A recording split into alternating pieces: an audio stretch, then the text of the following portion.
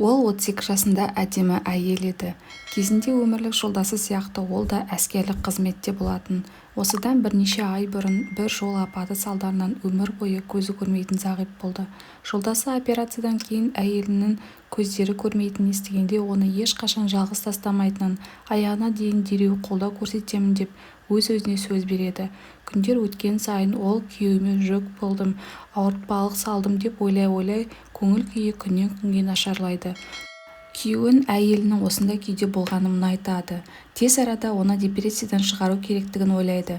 Өйткені жас әйел күннен күнге өзімен өзі болып, ешкіммен сөйлескісі келмейтін, ешқайға шыққысы келмейтін, тұйық мінезді болады. Әйеліме қалай көмектессем екен деп жолдасы көп ойланады. Ақыры ескі жұмысы есіне түсіп, әйелінің тез арада қайта жұмысқа кірісуіне көмектеспекші болады.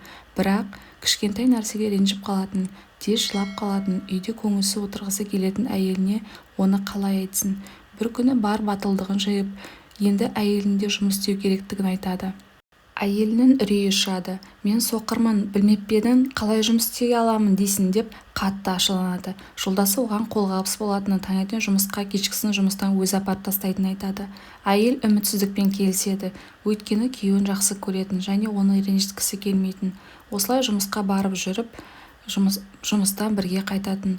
Көңілі күйі жақсара бастаса да, ол бұрынғыдай әлі шат-жарқын емес-ті. Күйеуі де осыны жақсы білетін. Бір күні жұмысым көп, енді сені апарып әкеле алмаймын, өзім барып үйренуім керек дейді.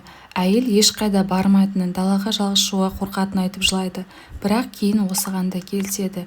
Енді аялдамаға дейін өзі барып, автобусқа отырып, жұмыстан да өзі қайтатын болды. Осылай бір ай өтеді. Бір күні автобусқа отыра бергенде шопыр «Қандай бақыттысыз» дегенін естиді. Өзіне айтылғанын түсінген кезде «Неге?» деп сұрайды.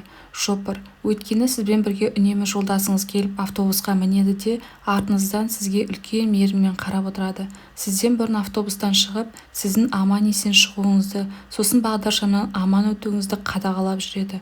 Сіз офиске кірген кезге дейін сізге қолғабыс беріп, артыңыздан қалмай жүреді» дейді.